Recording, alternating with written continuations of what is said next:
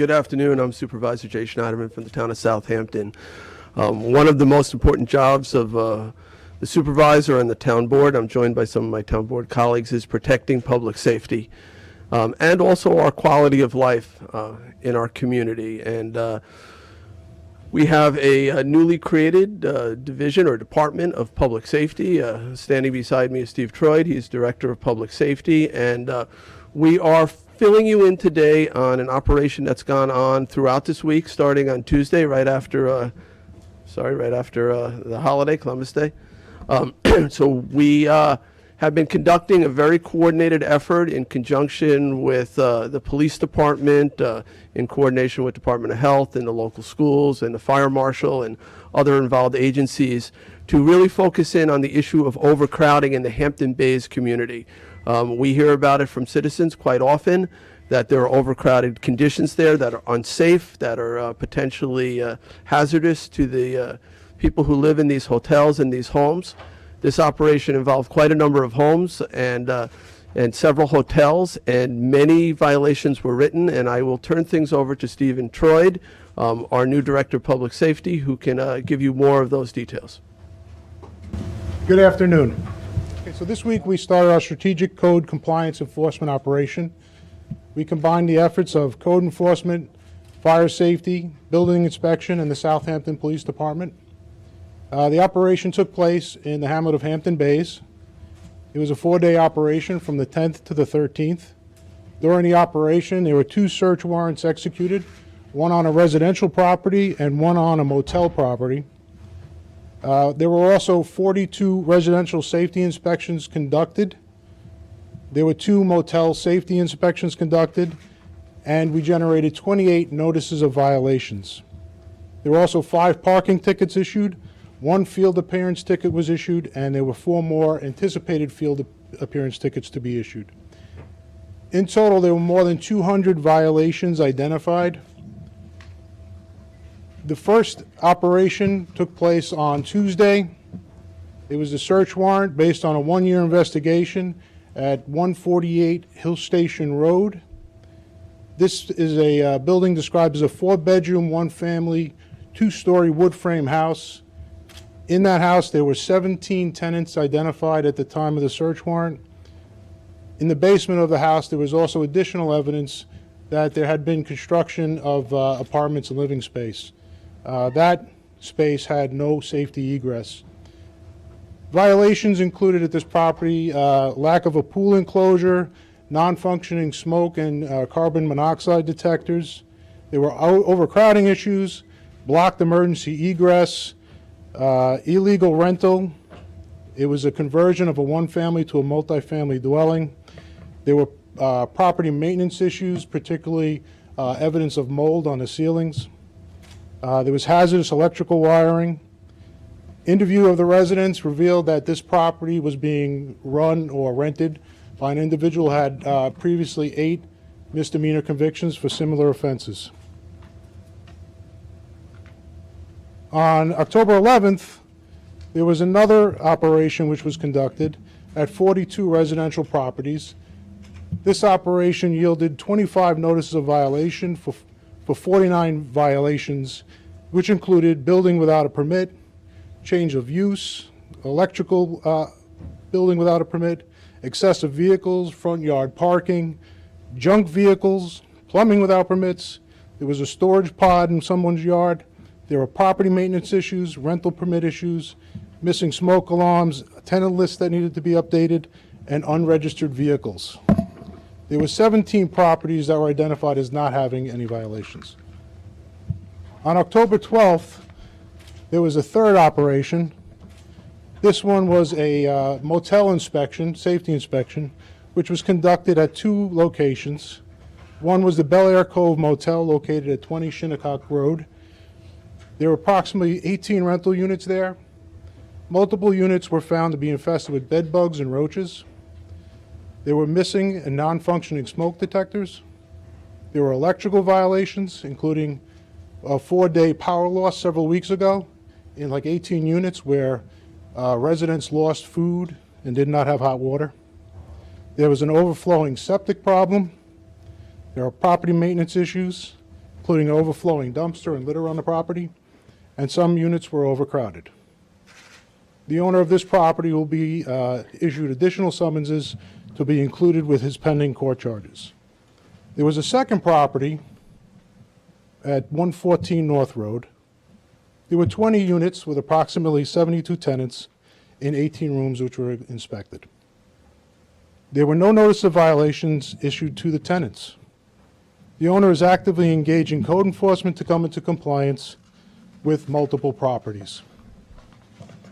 We anticipate that the owner will give us his time to walk through the property and review the overcrowding and issue a notice of violation. As a result of previous enforcement actions by town code enforcement, the general condition of the motel has improved. A poor septic condition has been corrected, and a resident felt confident enough to come to us and complain about a flooding issue at the driveway.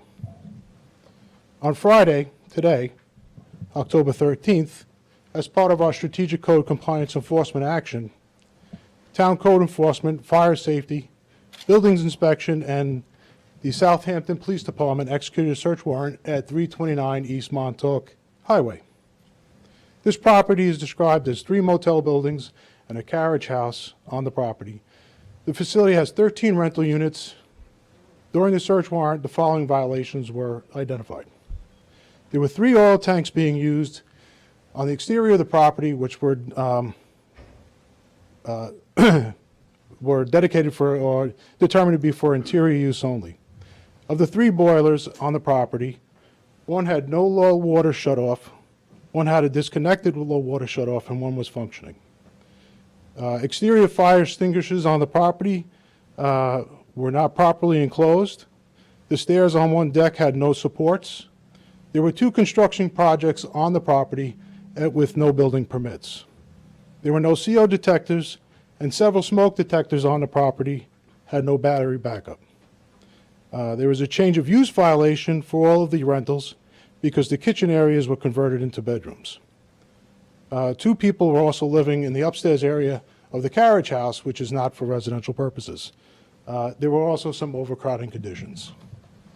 NOVs will be issued for these properties, as well as subsequent summonses for some of the existing properties that have cases on in court. Okay, so before we go to questions, I want to also bring forward Larry Shurk, Captain Shurk from our police department. They were involved. If you could join us up here. I wanted to, and maybe I'll have you introduce the entire team. These are our code enforcement officers. Steve, if you want to tell us who else is here. Yes, this is Ken Glog, Ricky Larios, Chris Frazier, Denise Naso, Chris Hansen, and Brian Dwyer. This is my team at Public Safety. So this is, to my knowledge, the largest such operation I've ever heard of at the town level in terms of a coordinated effort where an hamlet area was focused in on, zeroed in on for issues of overcrowding, public safety issues. Our primary concern is always, as I said, public safety.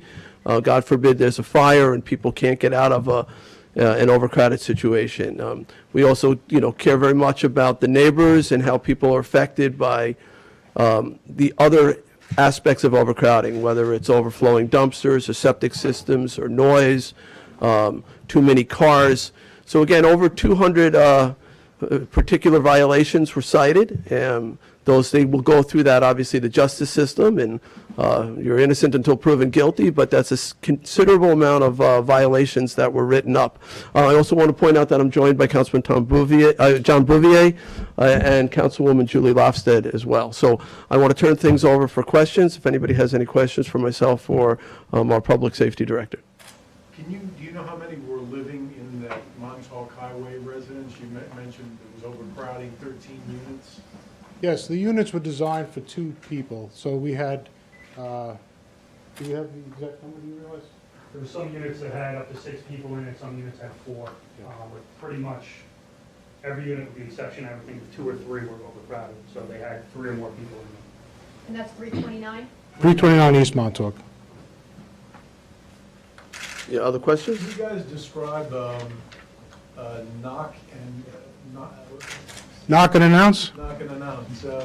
That's a requirement with a search warrant, unless there's a No, no-knock but I mean, search if there's warrant. not a search warrant, how did you gain entry into these If locations? there was, well, we did do some safety inspections without search warrants, and it's the same situation. It's a knock and announce. You knock, you get their attention, you identify yourself, you tell them what your intended purpose is. As opposed to a more dangerous situation, maybe like the Drug Enforcement Agency would have, where they have a no-knock warrant because of safety and possible drug destruction. Obviously, these folks are living in these conditions because they probably can't afford to live anywhere else. Aren't you concerned that this action will lead to evictions of these folks, putting them out on the street with no place to live? So let me answer two components. So one, it related to how they were approached with this knocking approach. So having this operation conducted with the highest respect for human dignity was always front and center, that we understood that there would be children involved.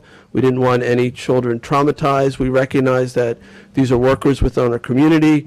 In many cases, they may not know that they're even violating the law, that they have found places that they could afford, and it's really the landlords that are violating the law by placing them there. So we worked with Child Protective Services, we worked with immigrant advocates to try to develop some strategies here to how to do this in a way that would, be neighborly and work with people and not create any fears. So, as far as my understanding of this operation, that's exactly how it was conducted. And in terms of, will it lead to evictions? It possibly could. I mean, we have with us our Director of Housing and Community Development. Department of Social Services obviously is involved with, helping people find housing as well. So if the town can play a helpful role in finding appropriate housing. If these people are living in conditions that are unsafe, they shouldn't be there for their own good. We want to protect those individuals. And, God forbid there's a tragedy and people then come and say, Supervisor Schneider, why didn't you do something? 20 people died in a basement fire. This is, I think, proactive to say, look, we hear there may be a problem at a particular location with too many people. We have now gone in there, we've obtained warrants if necessary, we've identified those public safety issues, and now we're going to work to correct those issues, in some cases help people find appropriate places to live. The reason I asked is, you were on the county legislature when Steve Levy went through this, and I believe you guys were very critical of his actions, saying that he was putting people out on the street. So what's the difference? I'm not sure which particular thing. I know there was a time when I was in the legislature where a legislator did not want the Section 8 program going into homes that were not code compliant. So we do have rental laws here. And if you are renting a property, you need to get a rental permit. And to get that rental permit, you need to demonstrate that that property is code compliant. So many of these properties, and I can let Director Troy speak to this, likely did not even have rental permits. How were the properties selected? That was through investigation and surveillance by my public safety team. Over the course of how long? Well, the 148 Hill Station Road has actually been a subject of investigation for the past year. So that was the longest. That was the longest. Okay. So the motel at 329 East Main, East Montauk was probably a 6-month investigation. And the other houses nearby were all in the same neighborhoods or? Well, the entire operation was conducted in Hampton Bays, and I have each one of my code enforcement officers is a specialist in a certain area of the town of Southampton. So we relied on their experience to identify the areas where the overcrowding and the violations were occurring, and Just then from driving around, just from their. from surveillance, from Patrols. patrol pickups.